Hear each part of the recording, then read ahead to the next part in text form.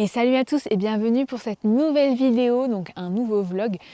Pour être tout à fait honnête, rien ne se passe comme prévu. On est parti vraiment bille en tête ce matin, en totale improvisation. On s'est dit on va aller à la réserve de la Haute-Touche, qui est pas si loin de chez nous. Et arrivé mi-chemin, on s'est rendu compte que la réserve était en réalité fermée.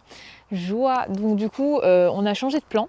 Et on avait deux choses à faire aujourd'hui. Je vous amène là pour la première partie de la vidéo dans l'endroit le plus insolite de France, je pense. C'est Max qui connaît, c'est Max qui veut me faire découvrir parce que lui il est déjà venu. C'est un château un peu particulier, vous allez voir.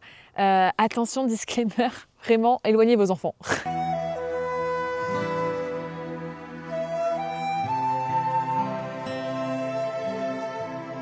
Non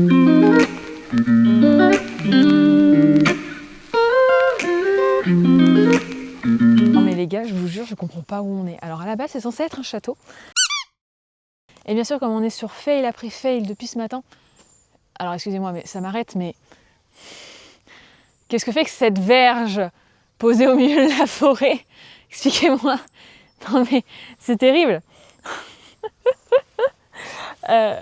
Donc on est sur fait. Donc en fait, si vous voulez, c'est un château qui est tenu par un artiste qui a je sais pas, un art particulier, dirons-nous. Ça reste de l'art. Et donc si vous voulez, malheureusement, le château n'est pas visitable. Attendez, je me bave. Le château n'est pas visitable aujourd'hui.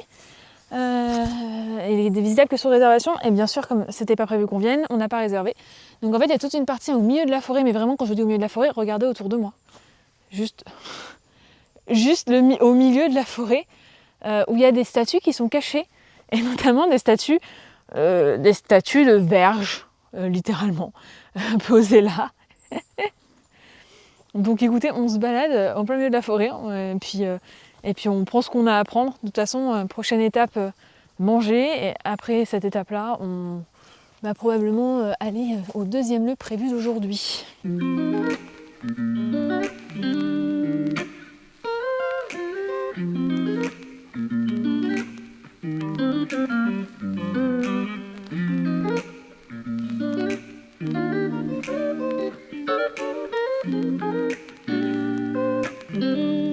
Et pour le côté un peu historique, Châteaubrun, c'est une forteresse qui a été construite au XIVe siècle à Cuzion, dans l'Indre. Et aujourd'hui, le sculpteur Guy Baudat y expose ses œuvres monumentales et à but de dénonciation.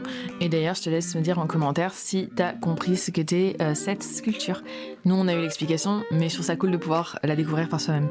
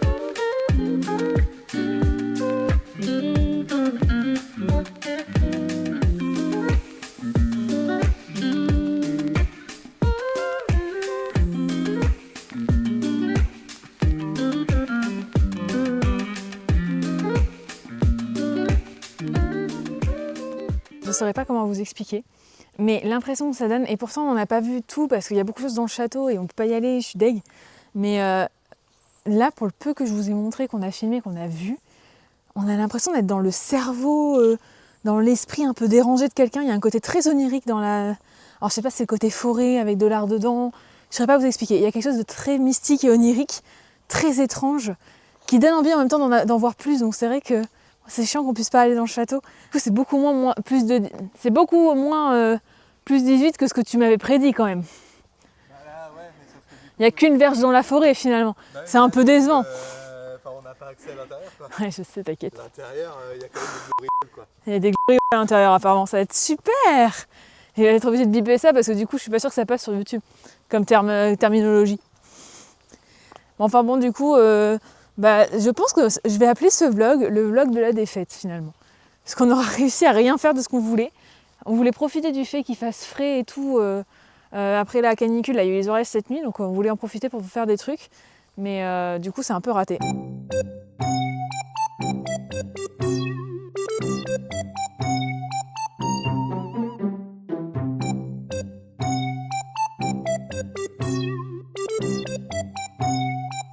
Excusez-moi, on est tous d'accord que ce qu'on a vu là, c'est quelqu'un qui mange son caca. Tu m'as amené voir quelqu'un qui mange son caca.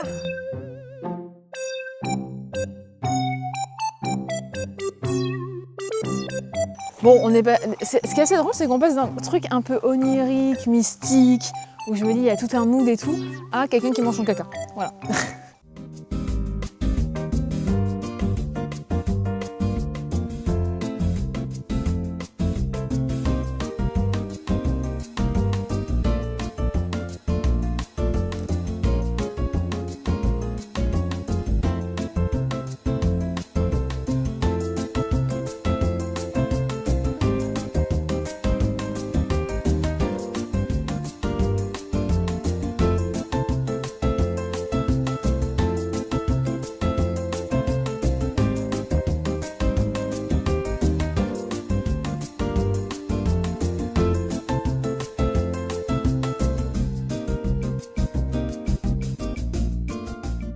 Bon bah du coup on aura fait notre petit tour, on va dire que c'est l'introduction de la vidéo et puis on va à notre deuxième lieu.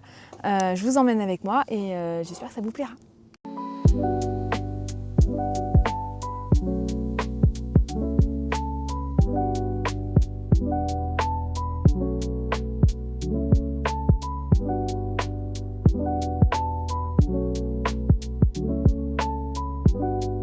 Bon, nous voilà au deuxième lieu de notre petite après-midi balade.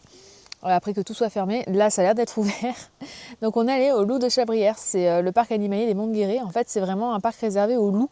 Et jusque là, super bonne surprise. Donc on est en train de pique-niquer à l'entrée du parc. Et en fait c'est vraiment perdu dans la forêt. Et en fait on a l'impression de plutôt rentrer dans le territoire des loups plutôt que l'inverse. Et du coup c'est vraiment chouette, c'est super paisible. Surtout que là il n'y a personne. Genre il fait super bon parce qu'on est en pleine forêt. Je crois qu'il va faire dans les 26-27. Et franchement, c'est trop bien.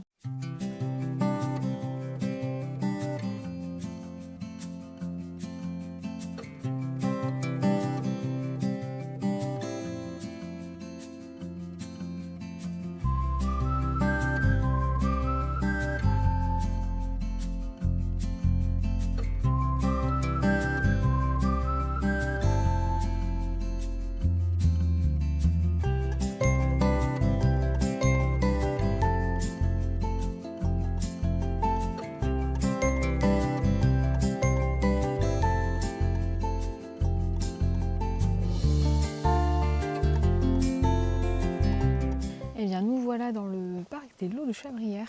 Je parle pas trop fort parce qu'on est au milieu de la mini-ferme, j'ai pas envie d'embêter les animaux. Du coup, une petite mini-ferme sympa, c'est cool qu'il y ait ça. Je ne vais pas vous mentir, il y a personne dans le parc. Mais quand je vous dis personne, c'est qu'il y avait 4 voitures à l'entrée et qu'on est arrivé et qu'il y avait nous deux, 3 soigneurs et la personne qui tient l'accueil. Vraiment, il n'y avait personne, donc je pense qu'on va être grave tranquille. Elle nous a dit qu'il y avait des louveteaux, donc on va essayer de les voir. Et il y a un nourrissage à 16h, donc je ne sais pas si on va rester jusqu'au nourrissage, on va voir en fonction, on va prendre notre temps, de toute façon on va se poser.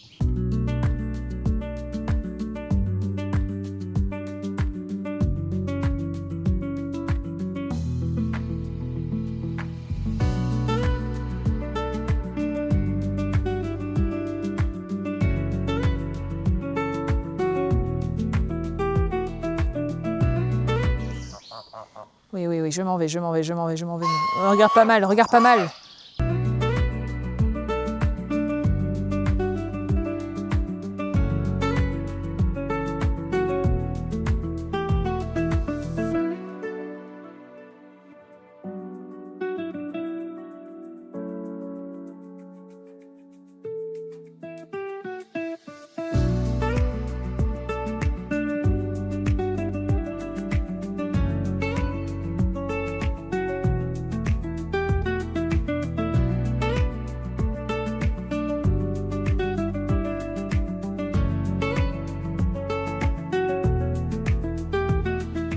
J'étais pas revenue au Loup de Chabrière depuis que j'étais toute petite.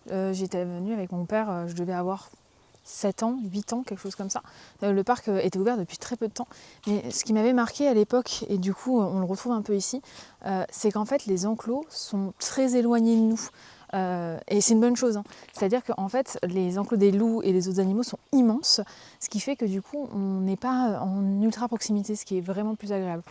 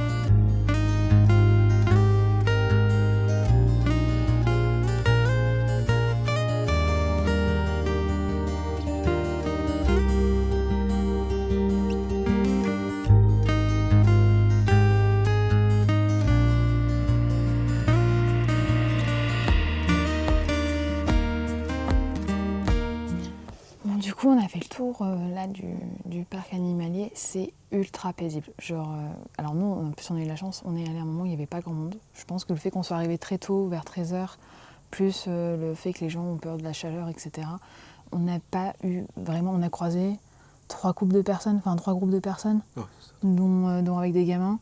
Bon, la plupart, ça a été un gamin qui a gueulé, mais bon, bref, je vais pas faire et encore ça va. ouais, je vais pas faire mon aigri. Mais bon, bref. Mais en fait, du coup, on s'est retrouvés avec Max posé pendant, je sais pas, 15 minutes devant un enclos, qui est immense d'ailleurs. On n'en voyait pas la fin. Et juste, on chuchotait, on faisait pas un bruit. Et en fait, on avait juste le bruit de la forêt, des buses. Alors, il y a 8 buses qui se baladent autour de l'enclos. Elles sont pas cons, il y a de la bouffe, donc ça vaut elles sont. Mais c'est ultra paisible. En fait, en plus, il fait bon parce que c'est que de la forêt. Littéralement, vous êtes en train de vous balader en forêt. Juste, il y a des loups un peu partout. Et c'est trop bien. Vraiment, je le conseille. Après, moi, il y a eu 2-3 trucs qui m'ont dérangé. Parce qu'ils ont aussi des animaux de la forêt plus... Oh là, attendez, juste. Je sais pas si vous allez voir parce que ma caméra... Vous voyez, la malle d'oiseau là-bas, c'est que des buses. C'est que des buses.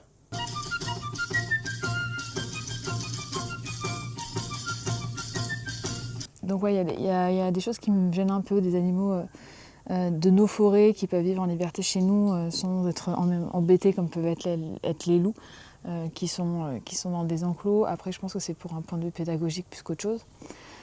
Mais je sais pas, moi là-dessus ça m'a un peu gênée. Je remets pas en cause toute la beauté du lieu. Vraiment, c'est un sanctuaire pour les loups qui est incroyable. Si vous aimez les loups, je vous le conseille. Et voilà. Et je pense que nous... Alors il y avait un nourrissage dans 1 heure, mais en vrai je pense qu'on va pas le faire. On a vu le nourrissage en fait de la grande meute. Ils ont une grosse meute de 20 loups gris. Donc on a vu leur nourrissage, donc je pense qu'on va pas refaire le nourrissage.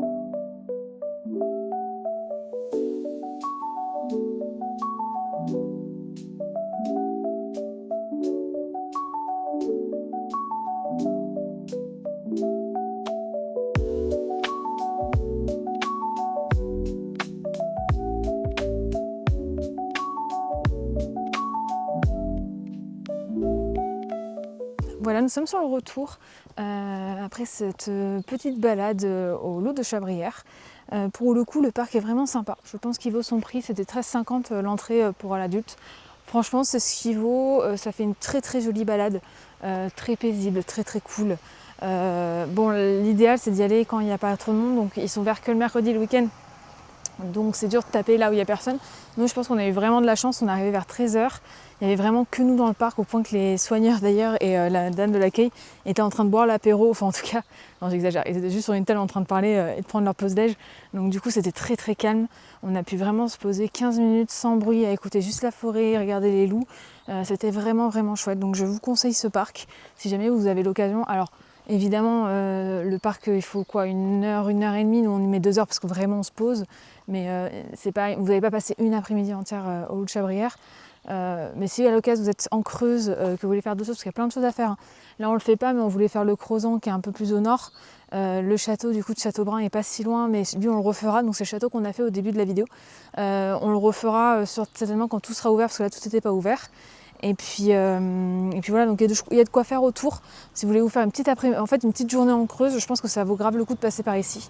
En tout cas, j'espère que ce petit vlog un peu raté, on va pas se mentir, ce petit vlog un peu raté vous aura plu. Pour le vlog sur la réserve de la Haute-Touche, on le fera un autre jour. Malheureusement, c'était fermé à cause de la canicule. On pensait que ce serait ouvert aujourd'hui vu que c'était la fin, mais non.